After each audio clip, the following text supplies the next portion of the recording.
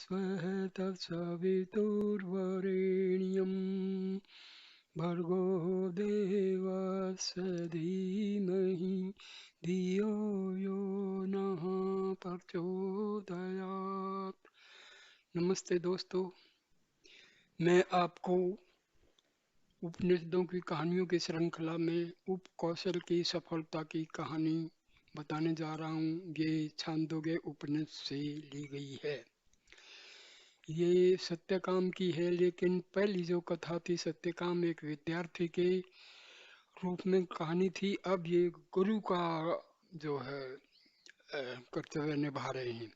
तो सुनिए ये कहानी। जबाला के पुत्र जाबाल का दूसरा नाम सत्यकाम था। प्राय लोग उन्हें इसी नाम से अधिक जानते थे। सत्यकाम की विद्वता और निष्प्रहता की चर्चा उस समय के सभी आचार्यों से अधिक होती थी। उसका मुख्य कारण यह था कि सत्यकाम अपने विद्यार्थियों की विद्या पर उतना अधिक ख्याल नहीं करते थे जितना उनके चरित्रवान बनने पर।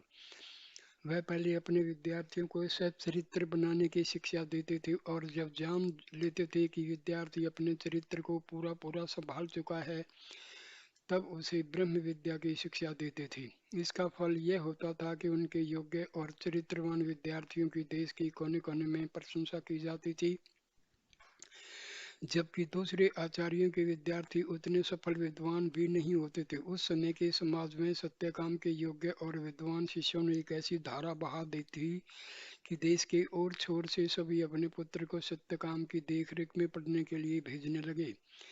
सत्यकाम की शिक्षा गुरुकुल में प्रवेश करते ही शुरू नहीं होती थी। विद्यार्थी अपने सत्यनिष्ठा, सेवा भावना, सहिष्णुता, धीरता तथा शारीरिक स्वास्थ्य की जब पूरी पूरी योग्यता प्राप्त कर लेता था, तब उसे 2-3 वर्ष के बाद शास्त्रीय विद्या का श्री गणेश कराया जाता था। एक बार की चर्चा है कि जाबाल के यहाँ विप्र विप्र और कमल का पुत्र उपकौशल विद्या अध्ययन के लिए आया। वह प्रकृति का बड़ा कुंद था। जो कुछ बातें उसे बताई जाती जल्दी में ग्रहण नहीं करता था। साथ ही लोग सदा उसका मजाक बनाए रहते थे, पर वह कुछ भी ख्याल नहीं करता था। अक्सर ऐसा होता था कि 2-3 या अधिक से अधिक 4 साल के बाद विद्यार्थियों को विद्या अध्ययन का प्रारंभ कर दिया जाता था, पर उपकौशल में 5-6 साल के बाद भी वह योग्यता नहीं आ सकी कि सत्यकाम उसे विद्या अध्ययन के आरंभ करने की अनुमति देती। देखते देखते उपकौशल के साथ आने वाले कितने साथी अंतिम दीक्षा लेकर गुरुकुल से विदा होकर भी चले गए, पर उपकौशल अभी तक जैसा का तैसा ही बना रहा। सत्यकाम ने पहले 4-5 साल तक तो उसे केवल आश्रम की गौं को चुराने का काम सौंप रखा था, पर उसके बाद भी जब उसका कुछ सुधार नहीं हुआ, तो इस ख्याल से कि आश्रम में दिन रात के रहने से साथियों की देखा देखी उसमें भी कुछ जागृति आएगी, आश्रम की अग्नियों की सेवा का भार उसे सौंपा। रात दिन साथियों के संसर्ग में उपकौशल की आंखें सचमुच खुल गई। उसने यह सोचा कि मेरे कितने साथी गुरुकुल से विद्या अध्ययन समाप्त कर चले गए, पर मैं अभी तक कुछ नहीं कर सका। पता नहीं गुरुजी मेरे ऊपर क्यों अप्रसन्न हैं, जो अभी तक शास्त्रीय विद्या के आरंभ करने की अनुमति भी नहीं दे रहे हैं। सारे गुरुकुल में मेरे जितना सयाना कोई विद्यार्थी नहीं। सभी साथी मेरा मजाक बनाते हैं, पर पता नहीं गुरुजी मेरे ऊपर कुछ भी ख्याल नहीं कर रहे। इस तरह वह भीतर ही भीतर घुलने लगा, पर गुरु से कुछ स्पष्ट रूप में कहने की हिम्मत उसे नहीं पड़ी। इधर तन मन से अग्नियों की सेवा में लग गया और गुरु तथा गुरु पत्नी के आदेश की प्रत्यक्षण प्रतीक्षा करने लगा। सत्यकाम पत्थर के तो थे नहीं। उपकौशल की सच्ची सेवा से वह मन ही मन प्रसन्न हो लेंगे, पर कठिनाई इसलिए थी कि अभी तक उसमें धीरता नाम मात्र के लिए भी नहीं आ सकी थी, और अधीर को विद्या दान करना सत्यकाम के नियम के विरुद्ध पड़ता था। उपकौशल के मन की व्यथा उस दिन बहुत बढ़ गई, जिस दिन उसके साथ अग्नियों की उपासना करने वाले साथियों का समावर्तन संस्कार हो रहा था। एक और सारे गुरुकुल में आनंद की लहरा रही थी, पर अब आगे उपकौशल का मन अधीर हो उठा था।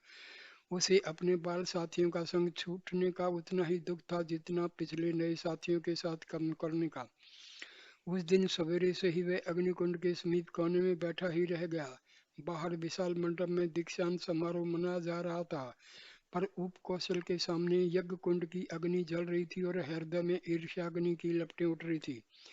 वेदों की गगन भेदी ध्वनियों के बीच उसके साथियों की मांगलिक दीक्षा समाप्त हो गई और वह गुरु पत्नी तथा साथियों से आशीर्वाद और शुभकामनाओं को लेकर अपने अपने घर को प्रस्थान कर चुके। पर उपकौशल उसी तरह कोने में बैठा बैठा दुखी मन से सब कुछ देख रहा था। इतने दिन तक साथ साथ रहने वाले, साथ साथ खाने पीने वाले, एक दूसरे की विपत्ति संपत्ति में साथ देने वाले साथियों ने चिरकाल बाद जाने की उत्सुकता में उसकी खोज भी नहीं की। यह देखकर उसका आहत हृदय अमर्ष से एकदम भर गया। उसकी आंखों से विवशता के कारण आंसू की धारा बह निकली और वह अपने अभाव के ऊपर झल्ला उठा। इसी दुख में स्थिति में बैठे हुए उपकौशल को सायंकाल समीप आ गया, पर उसे कोने से उठाकर बाहर आने की उसकी हिम्मत नहीं हुई। आखिरकार गुरु पत्नी की जरूरतों में उसकी खोज शुरू हुई। प्रतिदिन सायंकाल के समय वह ईंधन लाकर अग्निशाला के समीप रखता था और मंत्रों से उनका अभिसिंचन करके यज्ञ कुंड में आहुति करता था। पर आज न तो शाला के समीप ईंधन का कोई जुटाने वाला है, न मंत्रों से अभिषेचन करने का स्वर ही सुनाई पड़ रहा है। गुरु पत्नी की आज्ञा से नए शिष्यों ने वन्य प्रांत की ओर का सारा मार्ग ढूंढ डाला, पर कहीं उपकौशल का पता नहीं लग सका। गुरु पत्नी की चिंताएं बढ़ गई। वह सोचने लगी, कहीं अपने पुराने साथियों के मुंह में फंसकर उपकौशल भी तो नहीं चला गया। पर वह ऐसा अबोध तो नहीं है कि जिस उद्देश्य सिद्धि के लिए 12 वर्षों की कठिन साधना की उसे अधूरी छोड़कर कहाँ भाग जाए।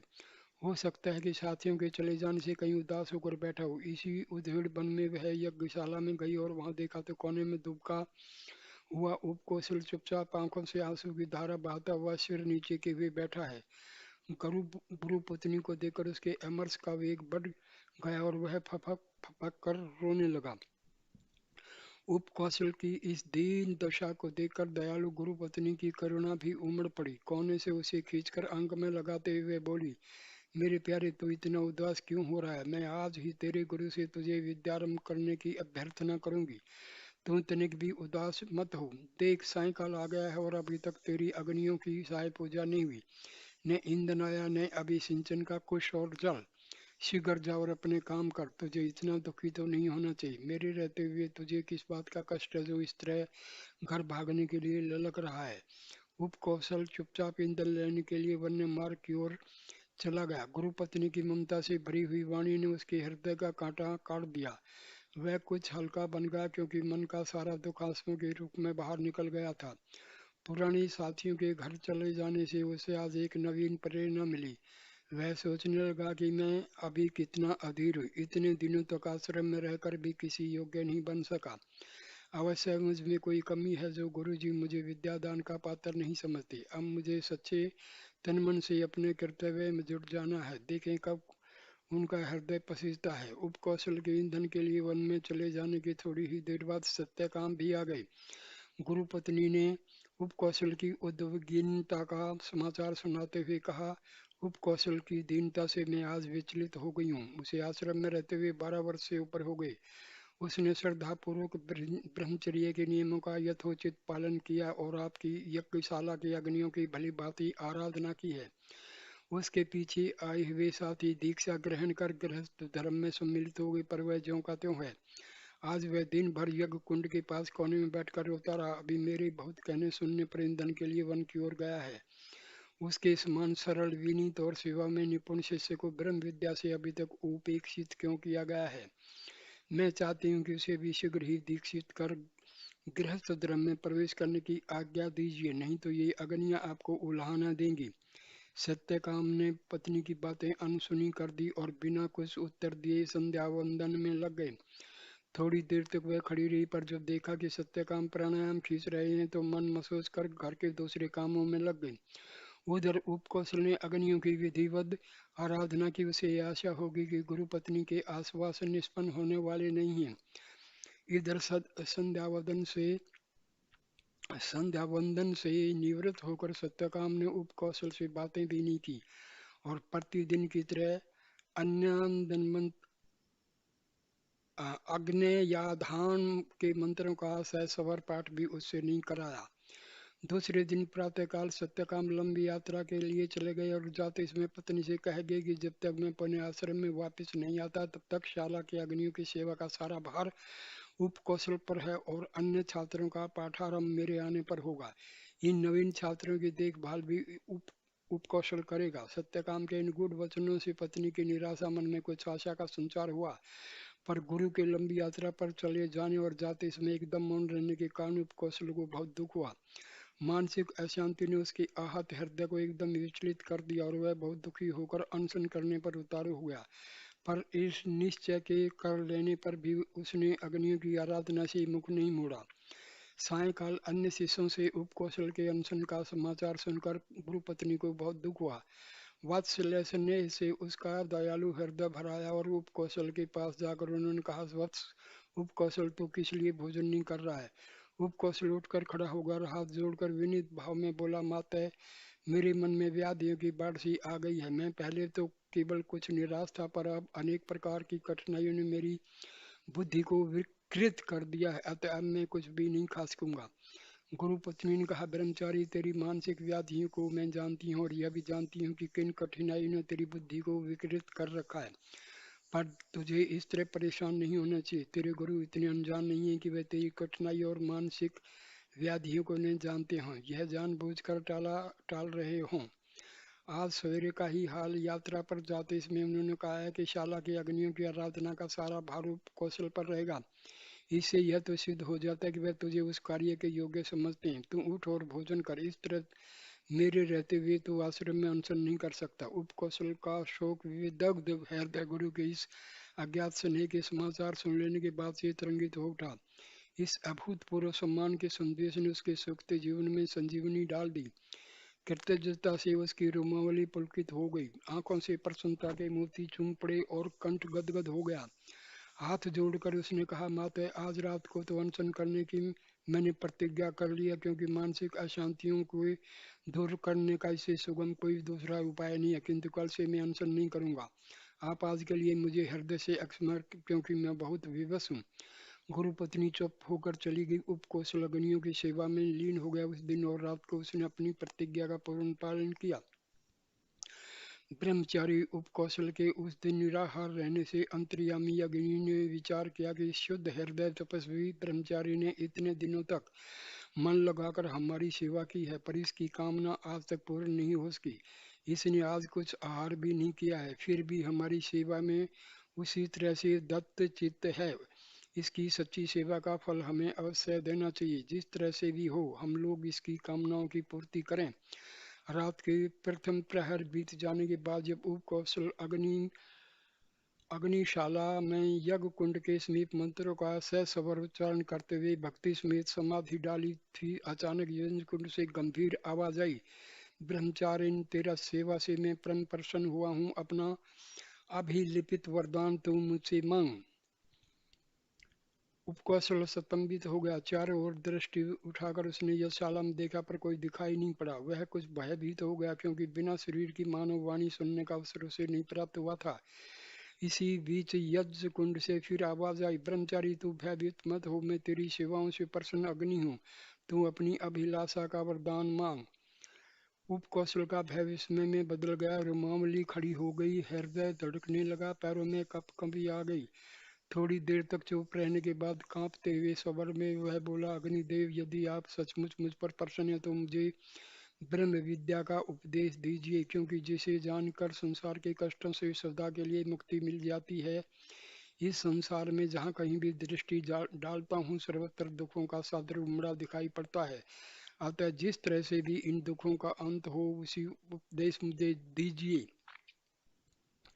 इतना कह उपकौशल चुप हो गया। थोड़ी देर तक यज्ञशाला में चारों ओर सन्नाटा रहा। फिर एकाएक अग्निकुंड से एक परम तेजस्वी मानवाकृति बाहर निकली, जिसके शरीर से दिव्य तेज निकलकर चारों ओर फैल रहा था। यज्ञशाला के चारों ओर उस दिव्य शरीर के प्रकाश का पुंज देखते देखते ही उद्भासित हो गया। अब तो उस दिव्य शरीर की ओर देखने की शक्ति उपकौशल में नहीं रही। उसकी आंखें मूंद गई, शरीर भय से कांपने लगा और चेतनाहीन होने लगा। वह मूर्छित होकर गिर पड़ा। थोड़ी देर के बाद उसने अनुभव किया कि कमल की पंखुड़ियों के समान कोमल, नवनीत के समान मृदु और हिम के समान शीतल सुखदायी उंगलियों से उसकी पीठ पर कोई कुछ फेर रहा है। उसकी मिची हुई आंखों की पलकों से लेकर मुख और ललाट तक उन शीतल सुखदायी उंगलियों ने जादू की लकड़ी की तरह फिर कर उसे नवीन चेतनता और एक दिव्य ज्योति का अनुभव करा। उसे मालूम होने लगा मानो हृदय में शरद पूर्णिमा की चांदनी से सौगुनी अधिक प्रकाशमयी शीतल सुखदायिनी कौमुदी खिली हुई है।